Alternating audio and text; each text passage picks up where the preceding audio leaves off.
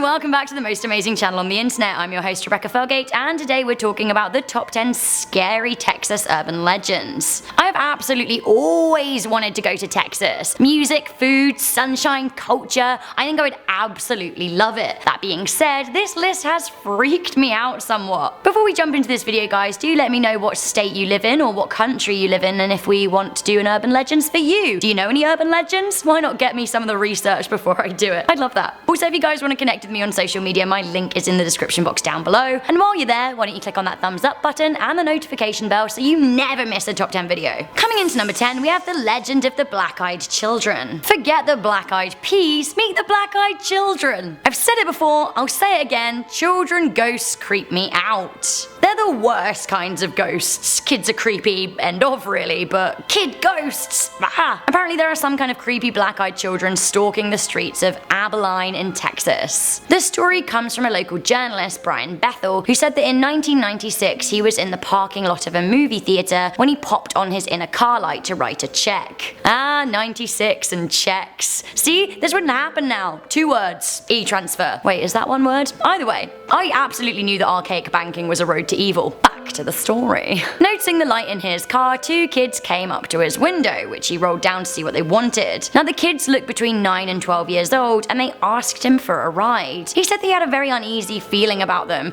and after a while he noticed that their eyes were totally black. He wound up his window and got the heck out of there, but his story was enough to go down in Abilene legend. Coming in at number 9, we have the Candy Lady. Who loves candy? I love candy. Get me a dip and dab and a strawberry lace. Although we have to say the Candy Lady of Texas is enough to make me give up caramels for life, which is a shame because caramel's such a dream. So the Candy Lady is said to have been a woman called Clara Crane. She lived in Texas around the turn of the 20th century. She was said to have been married to an older man, and the pair had a child called Marcella. Sadly, Marcella was killed in a freak accident, and Clara blamed her husband and then went mad, reportedly killing him with poisoned caramel. She was then taken to North Texas Lunatic Asylum but released a few years later. This is when candy started showing up on windowsills, luring in kids. Later, a number of kids across the state went missing, and one farmer was said to have found rotten children's teeth in a caramel wrapper on his land. The urban legend goes that the Candy Lady will start by leaving a kid candy to win their trust. Then she'll abduct them and stab them with a fork. I shouldn't laugh, but forks are kind of like the comedy side of utensils, right? From Candy Lady to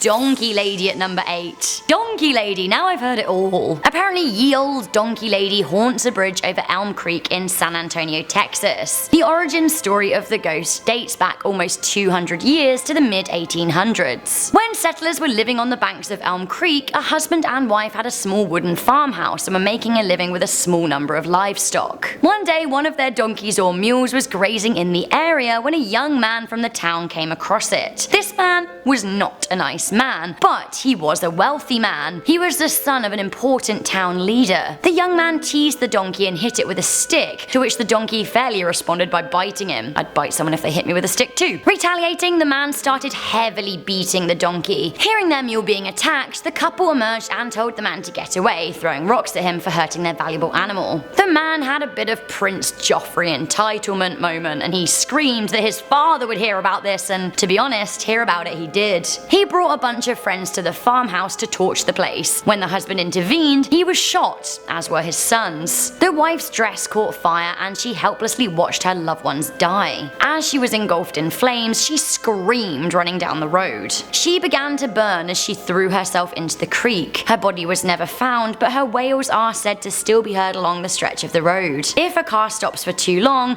it is said that she appears screaming with her arms outstretched on the bridge. Some even report a body falling on the bonnet of the car, but when they stop, there's nothing there. Coming into number 7, we have Arlington's Screaming Bridge / Hell's Gate. According to many Texans, going down the Arlington Screaming Bridge and listening out for the shrieks of the dead is some kind of local rite of passage. On a winter's night in 1961, a car full of 6 Arlington teenage girls fell off a burned out wooden bridge and onto the rail tracks next to a creek. This creek had a little bridge over it that's still there today. Now the driver didn't realize that the bridge was out, drove over it, crashed. 3 of the girls died as a result of the impact, one suffered a brain injury and 2 others were injured. Those responsible for burning the bridge were 4 boys who went to the same high school as the girls, resulting in a big local scandal and tragedy. The bridge over the creek still stands, and people refer to it as the Screaming Bridge in memory of the girls who died. The spot near the bridge may also be cursed. In 1994, 2 people were killed in a truck when the driver tried to outrace a train at the crossing. Curse or just idiocy?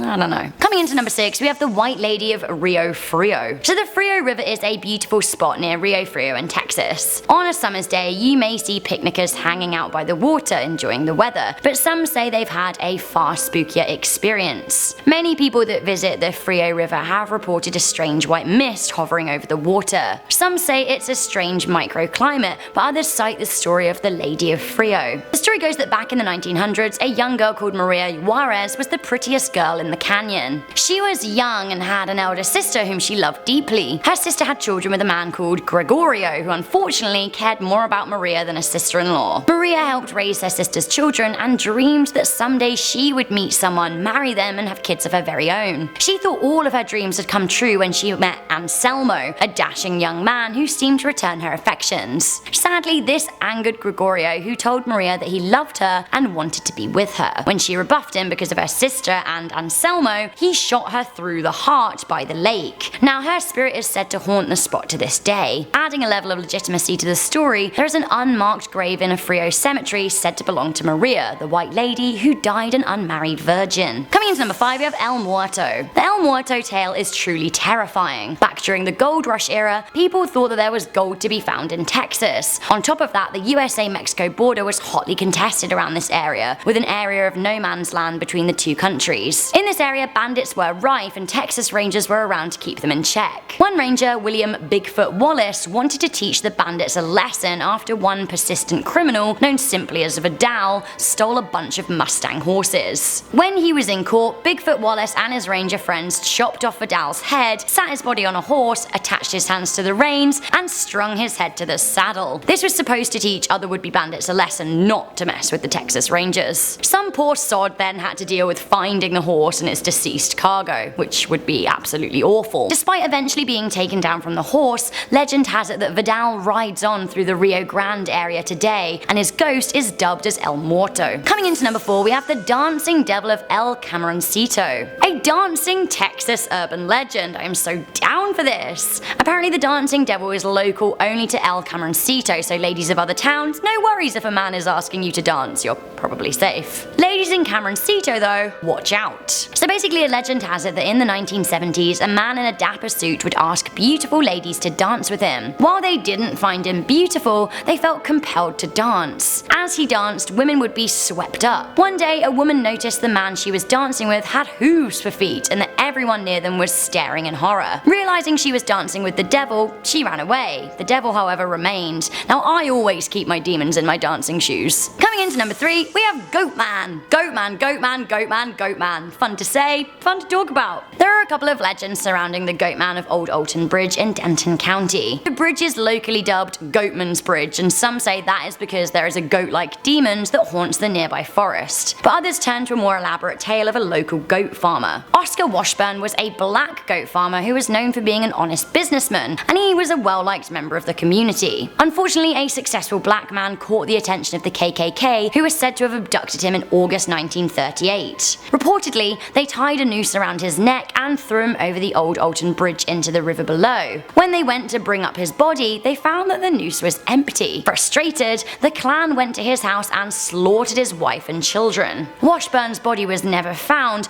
but a lot of paranormal enthusiasts will tell you that if you drive out over the bridge at night without your headlights on, the old goat man will be standing on the other side to greet you. Some also report being touched or grabbed by a spirit, and others say there are weird flashing lights in the nearby forest. Coming into number 2, we have the ghost of Fort Phantom Hill. Fort Phantom is one of the most well-preserved historic sites in Texas, with original architecture dating back to the mid-1850s. Fort Phantom was built as a safe stop for immigrants headed to the Californian gold fields. The story behind the name of Phantom Hill seems to be twofold. On the one hand, the fort is said to look really high up on a plateau from afar, but when you get close, it looks level, so it disappears like a phantom. The other story is that one night while a sentry was keeping watch, he fired on a Native American who was on the hill. When he went to go and investigate, he didn't find a body. When the team at the whole fort went out to look for a band of natives, they couldn't find any evidence of them ever being nearby. This ghost on the hill is said to re-emerge every now and then, confusing those who watch from the garrison. Finally, coming into number 1, we have one of the most well-known Texas urban legends ever. We have the Houston Batman. So first, I was like, Batman? Hell yes, get me there. But then I delved further into this legend and I realized that they don't mean like the superhero. No. The Houston Batman is also known as the Houston Horror and is a winged creature that has regularly been sighted in Houston, Texas. Now this creature is a bit like the Mothman of the Mothman prophecies, and I don't like a big moth. The story of the winged menace dates back to 1953 when a woman and her neighbors were sitting on their porch in East 3rd Street, Houston. 23-year-old housewife Hilda Walker said she looked up over the lawn and saw the shadow of a huge moth. When she looked up, she saw something huge then fly into a pecan tree. Her and her neighbors thought that the monster was around 6.5 feet tall, although they weren't totally sure what they'd seen. 14-year-old Judy Mayer, who was also sat on the porch, screamed in fear as she got a square-on look at the monster. He was described as a man, but with wings, huge wings, and a weird, strange yellow haze around him. Mrs. Walker reported the incident to the police and spoke to local news outlets. The Batman/Mothman may have been spotted once again by Houston Bel Air theatre workers in the 1990s, and the legend lives on today. Some suspect a government cover-up is at play, as vigilantes seeking the Batman discovered that some years after the initial incident, Mrs. Walker's neighborhood was razed to make way for a new part of the interstate. Okay guys, that was the top 10 Texas urban legends. Before I go, I just want to reply to a few comments from one of my recent videos. This was the top 10 scary haunted places you can rent on Airbnb. Rebecca Gardinier said, "Yay, it's with Rebecca. Yay, your name's also Rebecca too. Rebecca's all over the world.